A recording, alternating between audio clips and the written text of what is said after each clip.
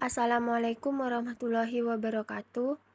Saya Arfi Adiasari, Prodi AS kelas A. Di sini saya akan menjelaskan mengenai maksimalisasi laba dan peramalan penjualan.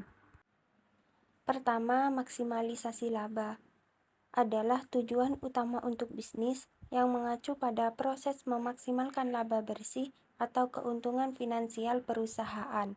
Ini melibatkan identifikasi dan penerapan strategi dan keputusan yang menghasilkan tingkat profitabilitas setinggi mungkin. Maksimalisasi laba ini dilakukan dengan menghitung laba bersih setelah dikurangi semua biaya, termasuk biaya produksi, biaya operasional, pajak, dan bunga dari total pendapatan. Maksimalisasi laba dilakukan dengan mempertimbangkan beberapa prinsip utama seperti 1. Analisis pasar dan kompetitif. 2. Bauran produk dan analisis portofolio. 3. Pengendalian biaya dan efisiensi. 4. Maksimalisasi pendapatan. 5. Keberlanjutan jangka panjang. 6. Strategi harga. Dan yang terakhir, penilaian dan manajemen risiko. Adapun prinsip maksimalisasi laba jangka pendek diterapkan oleh perusahaan dengan 3 cara, antara lain yang pertama membandingkan hasil penerimaan total dengan biaya total. Keuntungan maksimum akan dicapai apabila perbedaan nilai antara hasil penjualan total dengan biaya total adalah paling maksimum. Cara ini disebut pendekatan total. Yang kedua, menunjukkan keadaan di mana hasil penerimaan marginal sama dengan biaya marginal. Yang ketiga, membandingkan biaya produksi rata-rata atau AC dengan harga jual output. Perusahaan akan mencapai laba bila harga jual output lebih tinggi dari biaya rata-rata. Cara ini disebut pendekatan rata-rata. Selanjutnya, peramalan penjualan. Estimasi penjualan atau peramalan penjualan pada hakikatnya adalah perkiraan yang dapat digunakan sebagai target penjualan perusahaan di masa mendatang.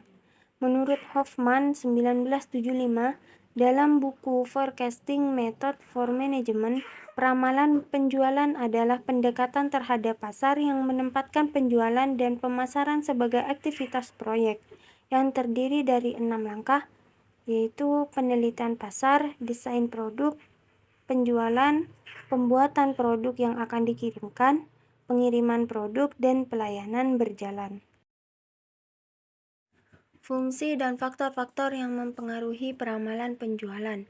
Ada beberapa faktor yang dapat mempengaruhi peramalan antara lain: 1. Jika suatu produk yang mempunyai pola permintaan yang bervariasi atau mempunyai pola permintaan siklis, maka pola permintaan yang dibuat harus mencakup paling sedikit satu pengulangan siklis. Kedua, jika permintaan yang diharapkan mempunyai pola jangka panjang yang menaik, maka perlu membuat peramalan yang mencakup suatu interval waktu yang cukup untuk memungkinkan perencanaan perluasan fasilitas atau pengadaan peralatan yang diperlukan, yang akan bervariasi mulai dari beberapa bulan sampai beberapa tahun. Yang ketiga, jika suatu produk mempunyai sifat sedemikian rupa sehingga kebutuhan terhadap produk tersebut mendekati konstan dari suatu periode ke periode lain, maka peramalan yang dibuat cukup untuk jangka waktu yang relatif pendek. Sedangkan fungsi peramalan menurut John E. Beagle ada 3 fungsi, yakni 1. Menentukan apa yang dibutuhkan untuk perluasan pabrik. 2. Menentukan perencanaan lanjutan bagi produk-produk yang ada untuk dikerjakan dengan fasilitas-fasilitas yang ada. 3. Menentukan penjadwalan jangka pendek produk-produk yang ada untuk dikerjakan berdasarkan peralatan yang ada. Selanjutnya, salah satu metode peramalan penjualan, metode peramalan kualitatif, yaitu forecast berdasarkan pendapat atau judgment method. Digunakan untuk menyusun forecast penjualan maupun forecast kondisi bisnis pada umumnya. Pendapat-pendapat yang dipakai sebagai dasar melakukan forecast adalah yang pertama, pendapat salesman. Salesman diminta untuk mengukur apakah ada kemajuan atau kemunduran segala hal yang berhubungan dengan tingkat penjualan pada daerahnya masing-masing. Yang kedua, pendapat sales manager. Pada umumnya, estimasi kepala bagian penjualan dapat lebih objektif karena mempertimbangkan banyak faktor.